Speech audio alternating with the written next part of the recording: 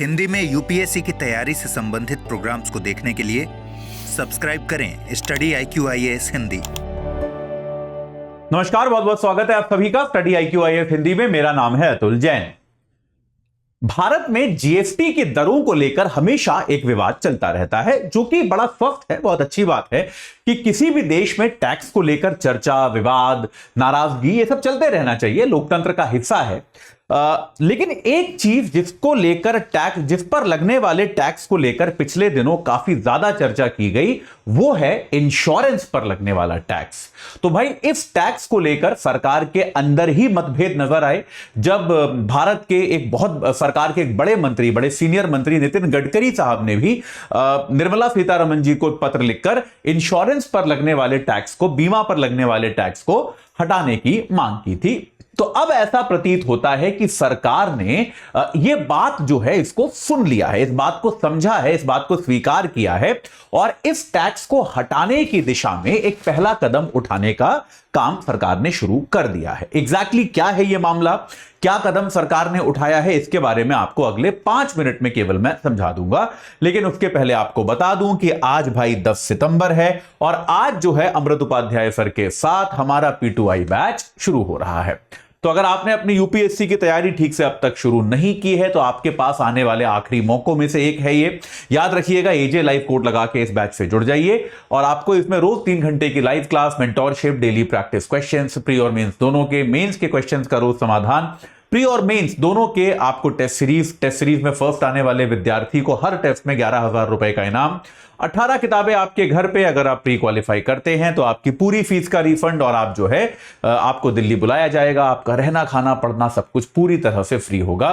तो आज ही एजे live code लगाकर इस बैच से जुड़ जाइए और अपनी तैयारी को एक सही आकार प्रदान कीजिए। अगर आप 2025 माफ कीजिएगा, अगर आप 2026 या 2027 के अभ्यर्थी हैं तो एक लॉन्ग टर्म बैच भी है हमारा, जिसमें एडमिशन की आज लास्ट डेट है, उससे भी आप जुड़ सकते हैं।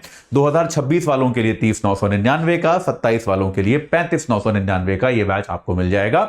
इसमें पहले वर्ष आपको बेसिक पढ़ाया जाएगा और उसके बाद आपको हार्डकोर यूपीएससी की तैयारी शुरू कराई जाएगी। चलिए अब चर्चा शुरू करते हैं कि भाई क्या बदलाव जो है सरकार से मांगे जा रहे थे और क्या सरकार करना चाहती है। देखिए, लॉजिक इसका समझने की हमको आवश्यकता है। इसका लॉजिक यह है कि भारत में अभी भी स्वास्थ्य और जीवन बीमा का जो पेनिट्रेशन है, यानी कि आपके यहां कितने लोग स्वास्थ्य और जीवन बीमा कराते हैं, वो संख्या बहुत बड़ी नहीं है। अभी भी हम दुनिया में कुछ ऐसे देशों में से हैं जहां पर कोई व्यक्ति बीमार पड़ता है तो ज्यादातर खर्चा उसको अपनी जेब से ही करना पड़ता है। यह खर्चा जो है उसके लिए कोई बीमा कंपनी नहीं करती। इस चीज को सरकार बदलना चाहती है। हमने देखा कि भाई जिस तरह से सरकार आयुष्मान भारत तरह की योजनाएं लेकर आई, जिसके जरिए हर परिवार को एक स्वास्थ्य बीमा देने का प्रयास किया जा रहा है और हम चाहते हैं, ये एक अच्छी चीज है, ये आप भी कोशिश कीजिएगा अपने जीवन में कि आप जीवन और स्वास्थ्य दोनों का बीमा को रखना चाहिए। मैं व्यक्तिगत तौर पे भी इसको मानता हूं। लेकिन प्रॉब्लम क्या है कि अगर आपने स्वास्थ्य बीमा खरीदा, जैसे मान लीजिए कि भाई आपने अपने परिवार के लिए 10 लाख रुपए का स्वास्थ्य बीमा खरीदा, कि भाई मान लीजिए परिवार का कोई सदस्य अस्पताल में जाता है तो उसका 10 लाख रुपए तक का खर्चा बीमा कंपनी दे देगी। तो 10 लाख रुपए काफी होते हैं, आपने ऐसा लिया। अब मान लीजिए इस बीमा आपको फ्री में तो मिलेगा नहीं, आपको इसका प्रीमियम देना पड़ेगा बीमा कंपनी को। तो अब तक क्या था, मान लीजिए बीमा कंपनी आपसे प्रीमियम कितना लेती है, 20,000 रुपए लेती है साल का। 20,000 रुपए प्रतिवर्ष आपसे बीमा कंपनी प्रीमियम मांगती है कि इतना प्रीमियम दीजिए और आपके परिवार का 10 लाख का बीमा हमने कर रखा है। ठीक है। प्रॉब्लम क्या है कि इस पे 18% जीएसटी लगता है। मतलब एक तो जीएसटी लगता है और वो भी इतना ज्यादा, 18% जीएसटी लगता है। तो बीमा कंपनी आपसे अगर 20,000 रुपए बीमा मांग रही है तो आपको देना कितना पड़ेगा, 23,600 रुपए आपको देने पड़ेंगे। तो आप देख रहे हो अमाउंट में अच्छा खासा फर्क आ गया। 20,000 और 23,600 में तो अच्छा खासा फर्क है। तो 18% आपको एक्स्ट्रा पैसा देना पड़ता है बीमा के लिए। ऐसा ही जीवन बीमा के लिए है कि भाई मान लीजिए मैंने अपना 50 लाख रुपए का जीवन बीमा कराया, उसके लिए मुझे वही 20,000 रुपए देने होते हैं अगर अभी वर्ष के, तो 20 की जगह मेरे को 23,600 देने पड़ रहे हैं। इससे क्या हो रहा है, भारत में बीमा महंगा हो रहा है। और भारत में हम बार बार कहते हैं कि यह एक बड़ी समस्या है कि बीमा का पेनिट्रेशन बहुत कम है, लोग बीमा नहीं कराते। तो ऐसे देश में जहां सरकार चाहती है कि लोग ज्यादा बीमा कराएं, सरकार बीमा पर इतना टैक्स ले क्यों रही है? यह अपने आप में एक प्रकार की विसंगति है, अपने आप में एक प्रकार की एनैमली है। विसंगति समझते हो ना, कि सरकार करना कुछ और चाहती है लेकिन जो कदम सरकार उठा रही है उसका परिणाम कुछ और निकलेगा। तो सरकार चाहती है कि ज्यादा लोग बीमा खरीदें, लेकिन आप अगर सरकार की गतिविधि को देखेंगे तो आप पाएंगे कि आपने तो बीमा महंगा कर रखा है। तो आपने अगर बीमा महंगा कर रखा है तो उस दशा में तो यार बीमा कम लोग खरीदेंगे। तो पिछले दिनों नितिन गडकरी साहब ने भी निर्मला सीतारमण जी को पत्र लिखा था और कहा था कि कम से कम बीमा की दरों पर हम जो है, बीमा के प्रीमियम पर हम कम टैक्स लें या टैक्स ना लें, यह प्रयास हमें करना चाहिए। तो अब क्या हुआ है, भारत में जीएसटी को लेकर जो निर्णय होते हैं, क्योंकि ये क्या है, जीएसटी है, जीएसटी को लेकर निर्णय जो होते हैं वो सरकार नहीं लेती, वो एक जीएसटी परिषद लेती है। जीएसटी परिषद एक संवैधानिक संस्था है। जब जीएसटी इंट्रोड्यूस हुआ था तो जीएसटी परिषद भी आई थी। संविधान के अनुच्छेद 279A1 के तहत जीएसटी परिषद जो है ये एक संवैधानिक संस्था है। इसमें केंद्रीय वित्त मंत्री जो होती हैं वो इसकी अध्यक्षा होती हैं। वर्तमान में निर्मला सीतारमण जी इसके अध्यक्ष हैं और हर राज्य के वित्त मंत्री इसमें शामिल होते हैं। ठीक है, तो ये एक सलाहकारी समिति है। ये लोग चर्चा करते हैं, डिलिबरेट करते हैं, विचार विमर्श करते हैं, मंथन करते हैं और किस चीज पर जीएसटी लगेगा, कितना जीएसटी लगेगा, क्या बदलाव किए जाएंगे वगैरह, ये सारे निर्णय आमतौर पर जीएसटी परिषद लेती है। तो जीएसटी परिषद में जो निर्णय होते हैं वो 75% बहुमत से होते हैं। ठीक है, 75% बहुमत चाहिए कोई भी निर्णय लेने के लिए और 1/3 यानी कि 33.33% वोट जो है वो केंद्र का होता है और बाकी 66% वोट जो है वो राज्यों में बांटे जाते हैं। यानी कि एक तरह से आप देख लो कि केंद्र के पास एक वीटो पावर है, क्योंकि 75% बहुमत हो ही नहीं सकता। अगर केंद्र ना माने किसी चीज पर तो 75% बहुमत हो ही नहीं सकता, केंद्र के पास एक वीटो पावर है। तो खैर अब क्या हुआ है, इस जीएसटी परिषद ने क्या किया है, एक मंत्रियों का समूह बनाने की घोषणा करी है।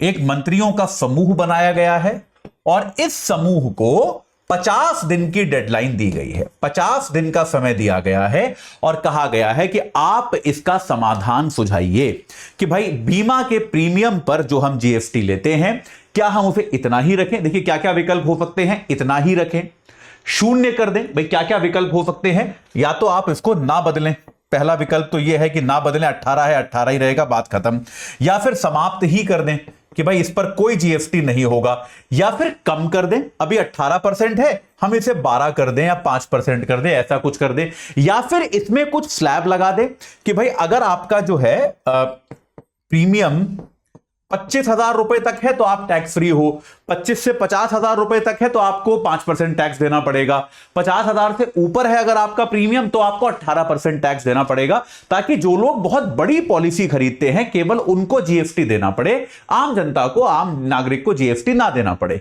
यह भी कर सकते हो। तो इन चारों विकल्पों में से क्या विकल्प आप चुनना चाह रहे हो, यह काम दिया गया है इस मंत्रियों के समूह को और इस पर एक डेडलाइन भी तय की गई है कि अगले 50 दिन में आपको यह काम समाप्त कर लेना है, ताकि नवंबर में जब जीएसटी परिषद की अगली बैठक होगी तब इस पर एक फाइनल निर्णय लिया जा सके। तो तब हमको पता चलेगा कि इस पर सरकार का आखिरी नीति जो है, आखिरी निर्णय जो है वो क्या आने वाला है। यह बात क्लियर हो गई, इसमें कोई डाउट नहीं है। एक और मंत्रियों का समूह बनाया गया है जिसे काम दिया गया है राज्यों का जो मुआवजा सेस था। देखिए जब जीएसटी आया था तो राज्यों को ऐसा लगा था कि भाई हमको जो है इसमें बहुत नुकसान होने वाला है, हमारा राजस्व इसमें कम होगा। तो केंद्र सरकार ने यह कहा था कि पहले 5 साल तक आपका जो भी नुकसान होगा उसकी भरपाई हम करेंगे, आप चिंता मत कीजिए। ठीक है, तो ऐसे में भाई केंद्र को भी लेकिन वो भरपाई करने के लिए पैसे चाहिए, तो कुछ चीजों पर सेस लगाया गया था। सेस क्या होता है, टैक्स के ऊपर जब आप टैक्स लगाते हो उसको सेस कहा जाता है। और इस सेस का प्रयोग जो है राज्यों का मुआवजा जो है वो देने में किया जा रहा था। तो पहले ये सेस जो है ये केवल 2022 तक एप्लीकेबल था, लेकिन फिर बीच में कोविड आ गया और कोविड के कारण जनरली जीएसटी का संकलन जो है बहुत कम हो गया, तो फिर सरकार ने इसको बढ़ाकर 2026 तक कर दिया।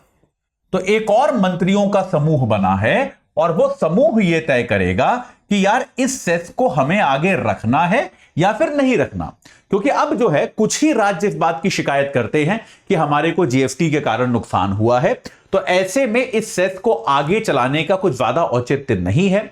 तो यह एक निर्णय भी जो है एक मंत्रियों का समूह इस बार लेगा। ये बात क्लियर हुई, ये बात समझ में आई। इसके अलावा जो है कैंसर की 3 दवाइयों पर जीएसटी माफ कीजिएगा कम किया गया है, 12% से घटा के 5% किया गया है। एक बड़ा विवाद जो सरकार ने इस बार सुलझाया है वो है रिसर्च इंस्टीट्यूट्स पर। जो एक रिसर्च के लिए अगर आपको कहीं से फंड मिलता है, तो कुछ ऐसा हुआ था कि 7 इंस्टीट्यूट जो हैं भारत के, उनको रिसर्च के लिए कहीं से फंड मिला था और उस फंड पे जीएसटी की मांग का उनको नोटिस आ गया था, जिससे भारत के वैज्ञानिक समुदाय में नाराजगी थी। तो उसके बाद जो है ये बात जीएसटी परिषद ने स्पष्ट करी है कि रिसर्च फंड जो होगा इस पर कोई जीएसटी नहीं होगा, ये जीएसटी मुक्त होगा, इस पर कोई जीएसटी जो है वो नहीं होगा।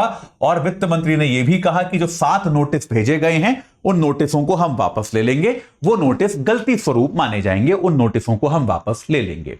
इसके अलावा विदेशी एयरलाइंस जब अपने ऑफिस भारत में खोलती हैं तो एक तरह से वो सर्विसेज का आयात करती हैं कि भाई मान लीजिए कोई अमेरिका की एयरलाइन है, वो अपना ऑफिस भारत में खोल रही है, तो वहां से लोग ला रही है, वहां से सेवाओं का आयात कर रही है, उस पर भी कोई जीएसटी अब नहीं लगेगा। ऐसा क्यों? क्योंकि वो देश यही सुविधा भारत को भी देते हैं।